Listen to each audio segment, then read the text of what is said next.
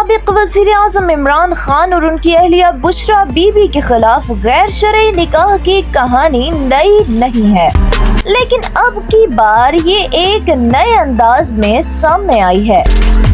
نہایت خاموشی سے اس میں بڑی پیش رفت ہو گئی۔ عمران خان اور بشرا بی بی کے نکاح خواہ مفتی سعید نے ڈسٹرکٹ کورٹ اسلام آباد میں اپنا بیان قلم بند کرا دیا ہے۔ کسی کو کانوں کان خبر نہ ہوئی کہ کب مفتی سعید اپنے وکیل راجہ رضوان عباسی کے ساتھ کمرہ عدالت پہنچے، جہاں انہوں نے اپنے بیان میں کہا کہ 1 جنوری 2018 کو chairman P T I Imran Khan نے مجھ سے فون پر رابطہ کیا۔ میرے عمران خان سے اچھے تعلقات تھے اور میں پی ٹی آئی کی کور کمیٹی کا ممبر تھا۔ عمران خان نے مجھ سے کہا کہ میرا نکاح بشرا بی بی سے پڑھوا دو۔ عمران خان نے کہا کہ نکاح پڑھانے کے لیے لاہور جانا ہے۔ عدالت میں دیے گئے مفتی سعید کے بیان کے مطابق بشرا بی بی کے ساتھ ایک خاتون نے خود کو بشرا بی بی کی بہن ظاہر کیا۔ خاتون سے میں نے پوچھا کہ کیا بشرا بی بی کا نکاح شرعی طور پر ہو سکتا ہے؟ اس پر خاتون نے بتایا کہ بشرا بی بی کے نکاح کی تمام شرعی شرائط مکمل ہیں۔ خاتون نے بتایا کہ عمران خان اور بشرا بی بی کا نکاح پڑھایا جا سکتا ہے۔ نکاح خواہ مفتی سعید نے اپنے بیان میں مزید کہا کہ 1 جنوری 2018 کو خاتون کی یقین دہانی پر عمران خان اور بشرا بی بی کا نکاح پڑھا دیا۔ پھر عمران خان نے مجھ سے فروری 2018 کو دوبارہ رابطہ کیا اور درخواست کی کہ بشرا بی بی سے دوبارہ نکاح پڑھانا ہے۔ مفتی سعید کے مطابق عمران خان نے کہا کہ پہلے نکاح کے وقت بشرا بی بی کا عدت کا دورانیہ مکمل نہیں ہوا تھا۔ عمران خان نے کہا کہ نومبر 2017 میں بشرا بی بی کو طلاق ہوئی۔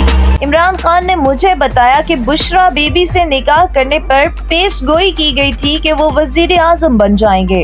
عمران خان نے بتایا کہ پہلا نکاح غیر شرعی تھا۔ مفتی سعید نے کہا کہ بعد میں پتہ چلا نکاح اور شادی کی تقریب فراڈ پر مبنی ہے۔ عمران خان اور بشرا بی بی نے سب جانتے ہوئے بھی نکاح اور شادی کی تقریب کی۔ عمران خان اور بشرا بی بی کا پہلا نکاح غیر قانونی تھا جو پیش گوئی کی وجہ سے ہوا تھا۔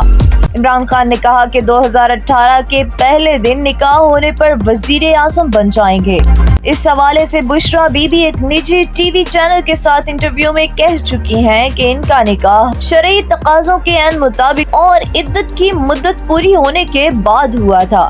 بشرا بی بی نے یہ بھی کہا کہ ان کے سابقہ شوہر شریعت کے پابند ہیں۔ انہوں نے ہی تجویز کیا تھا کہ عدت کی مدت بشرا بی بی انہی کے گھر میں پورا کریں اور یہ مدت وہیں پر پوری کی گئی۔ البتہ اس سوال کا جواب ان کی طرف سے نہیں آیا اور نہ ہی یہ معاملہ اس وقت کھلا تھا کہ بشرا بی بی اور عمران خان کا نکاح 2 دفعہ ہوا تھا اور اس کی تصدیق نکاح خواہ نے عدالت میں جمع کرائے گئے بیان حلفی میں کر دی ہے۔